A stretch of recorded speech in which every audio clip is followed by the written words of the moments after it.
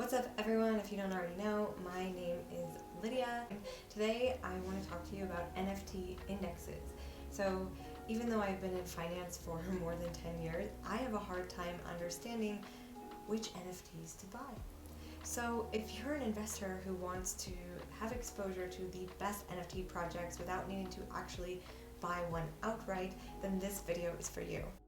Website links to every single index I'm talking about will be in the description, and I will tell you pros and cons of each and try to be as unbiased as possible.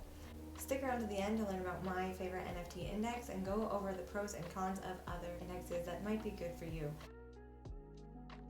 Number 3 is Bridgesplit. What is Bridgesplit? The idea is that the DeFi and NFT ecosystems exist in silos, which are separate from each other, leaving about $20 billion sitting in wallets idly.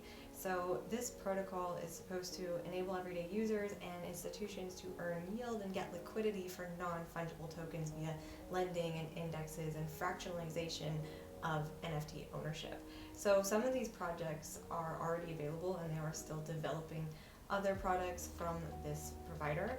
The blockchain they're using is Solana, and you can buy fractions of individual NFTs on the Solana blockchain here. You can also create your own collection with Bridgesplit, which is pretty interesting. And if you are an NFT owner, you can fractionalize your NFT in order to maybe make some profit on it or get some money back on it without giving up all of your ownership. So the number one I think positive trait about this NFT index is that it is publicly tradable and it's an alternative to using Ethereum, because a lot of people don't like paying those very high Ethereum gas fees. This leads me to the number one con, which is why this is the lowest ranked on my top 3 list, was that the available indices are pretty slim pickings with relatively unheard of projects. I don't have high confidence as an investor when I see that they only have one active index and it's filled with projects that I've never heard of. So with that said, I want to move on to number 2.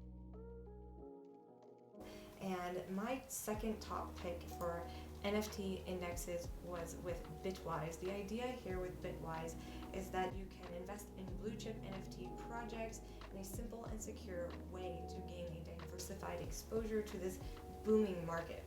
This fund diversifies itself and updates its algorithm quarterly to include, based on market capitalization, the top NFT art projects. Now, the minimum investment here can be a big con or negative for some people, which is $25,000. And if you're already an accredited investor, which you actually must be an accredited investor to even get in on these NFTs, but the pros are that this company is highly experienced. They already offer multiple crypto indexes and they have a serious business model. Right? For example, $25K as it stands now for the price of Ethereum is still less than buying one CryptoPunk outright.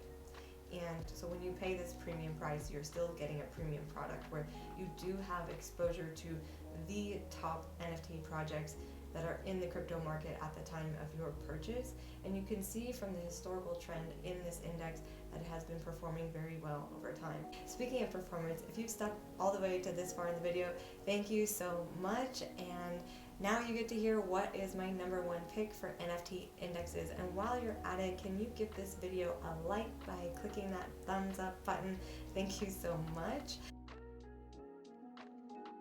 So my number 1 choice was the NFTi, and this is tradable on Uniswap. They also have a metaverse index and a governance token that you could stake and earn yields on. What I find so attractive about this is, one, that it is publicly tradable and you can see the historical performance of this index, and actually currently the index is down, and actually it seems to be at a prime entry point, which is why I'm thinking about buying it. For full disclosure, I am very interested in buying some of this index, but at the time of filming this video, I have not made any final decisions yet, just for the sake of full transparency. So what are some of the negative sides of this top pick? Well, it has a rather high streaming fee, which is 10%, and this is probably to go towards the cost of management or running the algorithm. And what they are focusing on is owning the governance systems that are succeeding and benefiting from people trading NFTs on their platform and actively using the metaverse.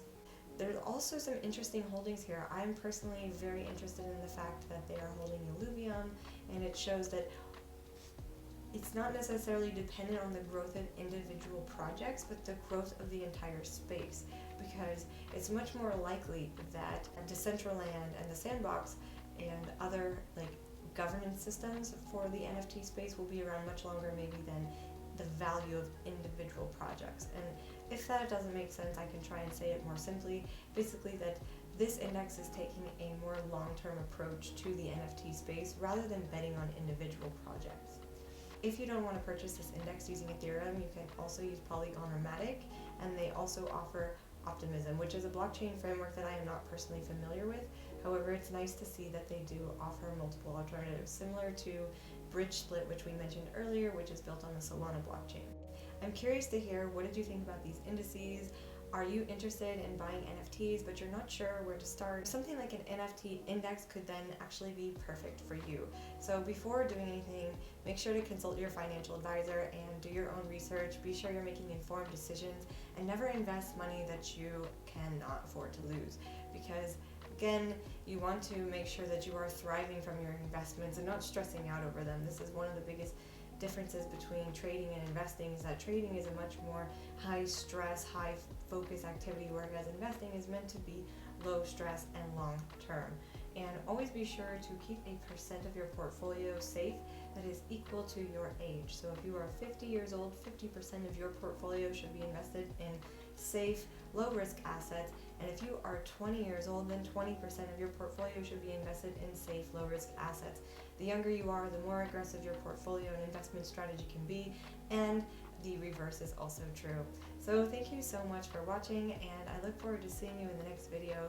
Stay awesome. Until next time. Bye.